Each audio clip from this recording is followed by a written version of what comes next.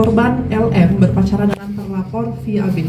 Dan selama menjalin hubungan pacaran tersebut, atas bujuk rayu tersangka yang menjelaskan akan bertanggung jawab serta menikahi anak korban, sehingga anak korban LM mau melakukan hubungan badan layaknya suami istri dengan tersangka VAB.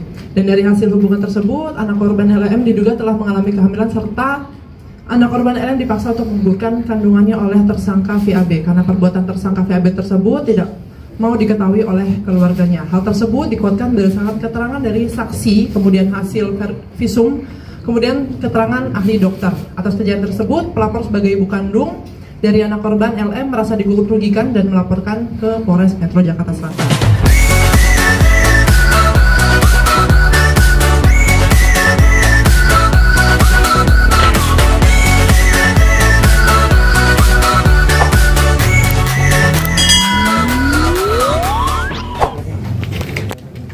Lena, tolong, udah. Cek.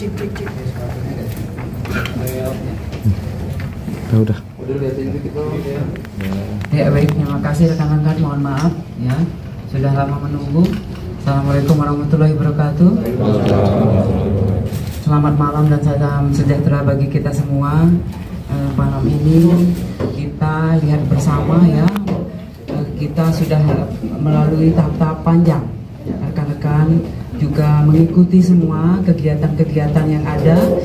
Pertama kali kasus yang dilaporkan oleh NM, kemudian kita memeriksa saksi-saksi yang jelas, mengumpulkan barang bukti, lanjut juga dari semua yang sudah kita periksa, lanjut saksi terlapor sudah kita periksa kemarin, kemudian jatuh lagi kita status alih tersangka ya.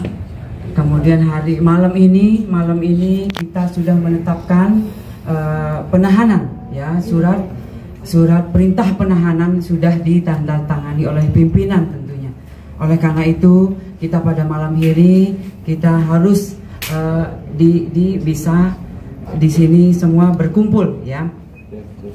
Kemudian dasar-dasar yang menjadi acuan kita yaitu dasar laporan polisi nomor LPB 2811 Romawi 11 2024 Polres Metro Jakarta Selatan pada tanggal 12 September 2024. Kemudian waktu kejadian sejak bulan Januari 2024 sampai dengan diamankan anak korban di rumah aman ya.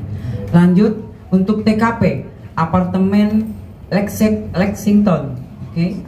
Ya, TKP, kemudian ada 2 TKP di Lexington dan apartemen Bintaro Park View yang beralamat di Pesanggerahan, Jakarta Selatan. Lanjut korban, anak korban yang berinisial LM, perempuan 17 tahun.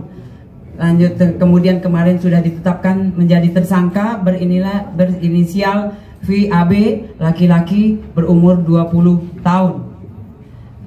Kemudian nanti kronologisnya sebelah saya adalah Kanit PPA AKP Citra. Mohon izin Mbak untuk melanjutkan kronologisnya yang jelas dari tahap demi tahap ya. Kanit PPA dan anggota dari PPA terutama sudah bekerja sesuai dengan SOP. Ya baik, terima kasih. Selamat malam.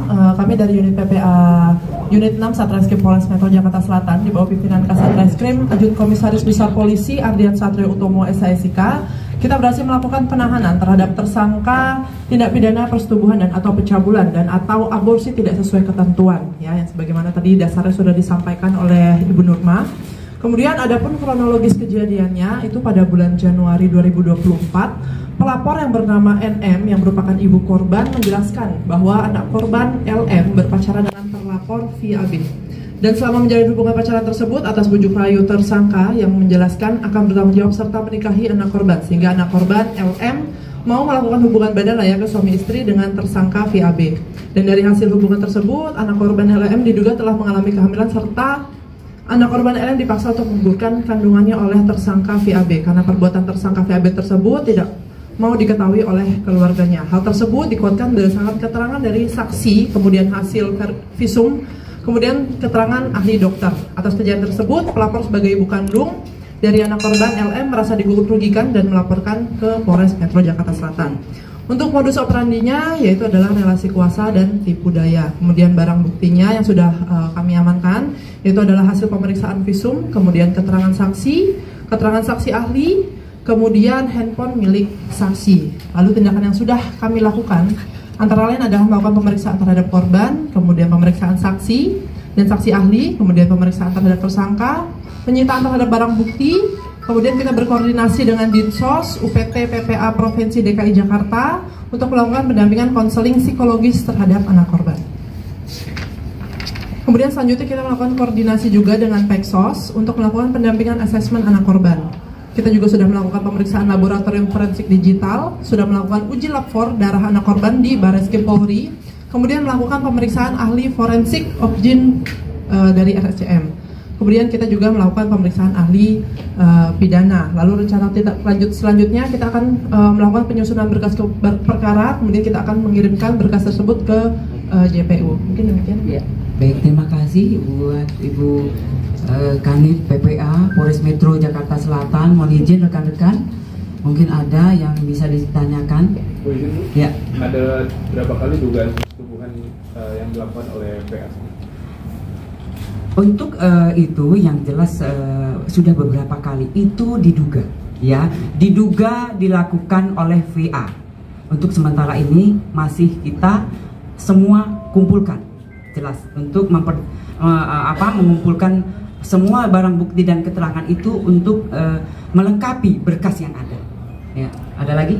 Bu, ini kan kalau dari keterangan Noli kemarin kan bahwa keterangannya beda sehingga yang membuat FAB jadi tersangka ini karena keterangan yang terbaru. Nah, kalau boleh tahu keterangan apa sih sehingga bisa jadi tersangka? Ya, keterangan-keterangan itu pasti kita kumpulkan, ya. Kemudian itu biarlah nanti kita jika memang sampai di pengadilan itu nanti dibuka.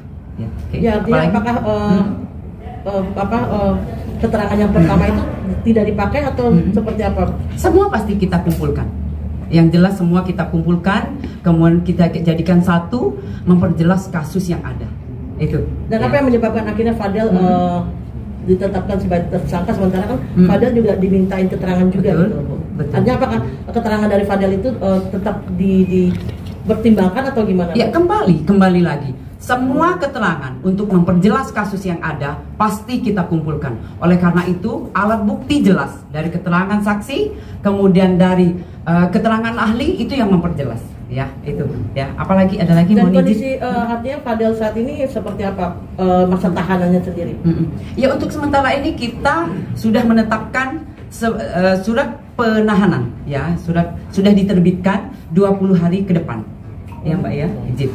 Nah, itu yang dilakukan karena memang mengumpulkan semua, menjadikan berkas, melengkapi berkas. Ya. Oke, mungkin kita bisa tanya ke Fadel. Cukup ya. Fadel yang mau disampaikan nggak, Fadel? Satu kata, dua kata, Bu, mungkin. Ya. Fadel ada yang mau disampaikan nggak? Sampaikan aja, Del. Mungkin satu aja mengandung banyak makna nih. Ada yang sampaikan satu dua kata gitu.